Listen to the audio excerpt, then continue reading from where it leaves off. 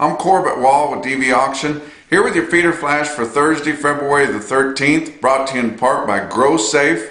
For the first time, GrowSafe is publicly releasing the 2020 Top 150 Proven Bulls. They curate the largest multi-breed efficiency database worldwide, which features more than 238,000 residual feed intake EPDs. To view the list, go to channel 1011 at nationalbeefwire.com or go to growsafe.com.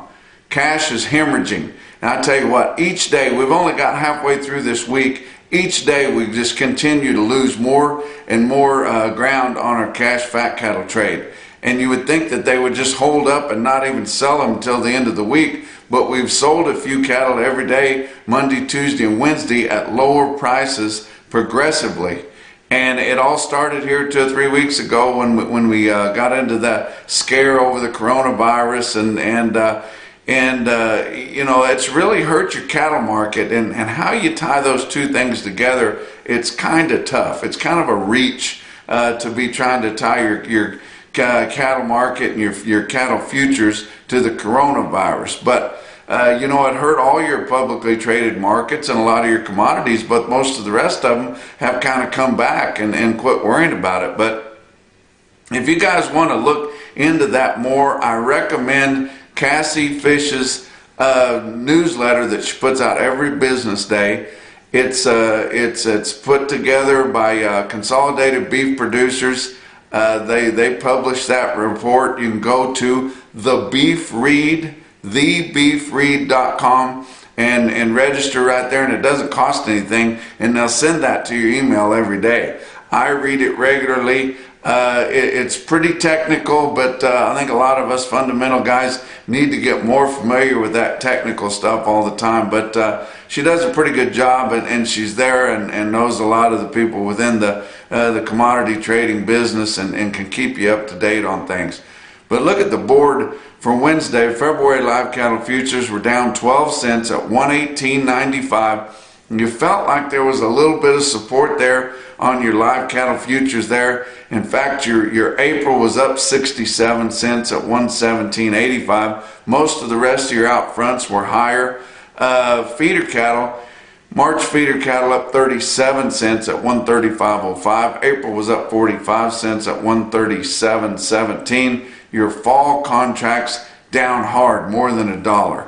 And on your feeder cattle, and I'd keep your eye on those, because you and I both know whenever those late summer and fall yearlings come, they're going to bring a price, and so the futures, feeder cattle futures for that time period are going to have to kind of meet up close with that, and they're down in the 140s there towards the midway, and I would sure think that an 800-pound steer off grass in the Flint Hills would bring more than 150. Coming off, but kind of keep your eye on that. Might be something we want to jump in and ride back up. Your fat cattle trade through Tuesday, Monday and Tuesday, 14,400 head. When do we see that on a down market? Well, we did this week, and then on Wednesday we had confirmed sales in Iowa, about 800 head there, 119 and 190 to 191. Had a little bit of a regional packer business there at 120, but you know, it wasn't reported, but I did hear some guys tell me about that. But Nebraska, 3,100 head confirmed at 119 and 190, and you're thinking, what? 119? Why aren't we at 120 anymore? And if we're not there, why are we trading them this early in the week? You tell me. Kansas, 10,100 head, 119, turning 118 late in the day. The 119 was not even available. Even Consolidated Beef Producers sold cattle at the 119 once it became evident that if they didn't take it, it was going to be 118. Later in the day, they did have some Kansas trade at 190. That's $3 lower dressed. Texas traded cattle at 119, about 2,100 head, confirmed there at 119 also. But I tell you what, it's just ridiculous how we're losing ground You're coming into a time of year we should be holding our own. We don't have big numbers of cattle on the show list hitting the market right now. Sure, there's a lot of cattle on feed, but they're in the feedlot. They're not going to come out till this summer sometime.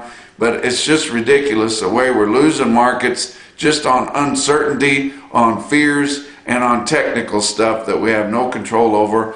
But just like it showed in that report that Cassie said that I told you guys to go look at, and I felt the same way too. We're going to have a bounce in here somewhere, guys.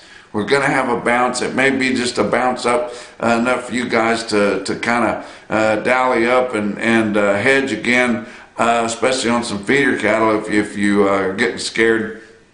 But I tell you what, there's a bounce going to come in there, and then we're going to fall back. But I don't think we're in a free fall all the way through the lowest parts of your fat cattle market and your heavy feeders. But there's going to be an opportunity in here. You can see it technically on the charts. We can kind of feel it if you're looking just fundamentally. And don't ignore that bounce. Take advantage of it.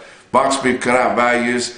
Choice cuts on Wednesday afternoon, 206.31, down $1.52. Selects actually up 77 cents at 205.30, narrowing that choice select spread once again to $1.01. But let's look at some of your feeder cattle markets. Your real-time index on DV auction, 139.30. That's your index price for an 800-pound steer, down 53 cents from Tuesday's close. Look at your big sales, and the big sales aren't as big anymore. And I do think that the lighter receipts that we're seeing, not as many heavy cattle moving, is going to help our market a little bit. It showed on the trends that it helped a little bit compared to the sales a week ago. But like I said, your index levels are lower because we've lost all those higher prices on the 7-day moving average there. But you look at El Reno, OKC West, 4,500 head. That's for the 2-day sale. About 2,000 calves and 2,500 feeders for Wednesday. But feeder steers steadied to $2 higher, and I can't help but think that it has to do from the lighter runs. I tell you what, those order buyers in there, you know, they got bills to pay too and expenses, and most of your bigger outfits will let them go ahead and buy a few cattle there to kind of pay for the expense it takes to get around. But when there's not that many cattle on offer there, they got to dig a little bit, and it helped the market. Of course, we're going to have to sell cattle later on down the line, but feeder heifers were mostly steady. Calves 4 to 7 higher because there's just not that many out there. We are starting to see some moisture. We've seen some snows come across your hard red winter wheat areas, Texas Panhandle, western Oklahoma, going all the way down into central Texas. A lot of moisture there. I think there's going to be a lot of graze out wheat, and sometimes guys don't fool with it whenever they've already had to pull off the traditional grazing period that would normally last till the middle of March because the wheat played out and it got too dry. But I think there's going to be a lot of graze out wheat, guys, and that is cheap gain. So we've got some guys coming into the market looking for calves and even some middleweight type calves that have the condition to where they can go out and graze some of this graze out wheat before the grass comes. That would be a great way to transition those calves into the grass, and we'll start to see some push on that a little bit. There's some guys that's got some cattle rat hold in some growing yards that they're going to turn back out on the graze out wheat. Talk to some guys that are going to do that this week, and that'll initiate a little bit of trade there, and it could shake things up a little bit. But you look at what some big heavy feeders. Now these are Okie type cattle, the second cut out of El Reno. But I'm just going to tell you what some big cattle will bring, and it's not very impressive, but that's kind of the way it is everywhere, all over the country. 112 head of 951 steers in El Reno bring 121.75, and anything much over 8, it's hard to sell them, guys. Just so many cattle in the feedlot right now, not that many available pins. They'd rather buy something lighter that they can cheapen up more. But you look at Dodge City, Kansas, winter livestock, 3,300 head there. Feeder steers, $2 to $3 higher. Feeder heifers mostly steady to $3 higher, and the calves were $2 to $3 higher. So good sale in Dodge City. Look at the impressive quote they had, especially due to the fact that it's like a load and a half of cattle. You can't just take that string and go with them. You got to put some more cattle with them for the freight. But 94 head, 863 pound steers bring $144.75 at Winter Livestock in Dodge.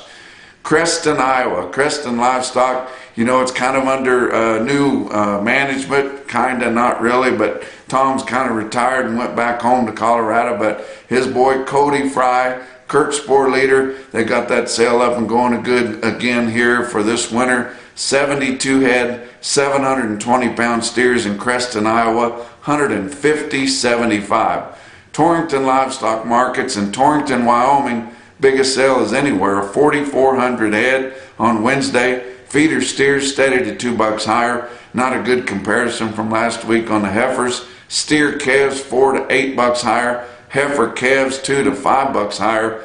They sold the crap out of some NHTC cattle, program cattle, non-hormone treated cattle. How hard is it to non-hormone treat the cattle? You got to do some paperwork, and don't give them an implant. It's not too bad to get some premiums like this. Of course, they got to be top quality cattle too, but 77 head of 535 pound steer calves bring $198.50. You look here on the screen, got the screenshot of this bigger string of 259 head of non-hormone treated cattle in Torrington, 629 pounds, $176.75. I think you can give up a little bit of weight gain for that kind of price, getting that big premium. And 77 head weighed 709 at $162. All program non-hormone treated cattle. That's your feeder flash for Thursday.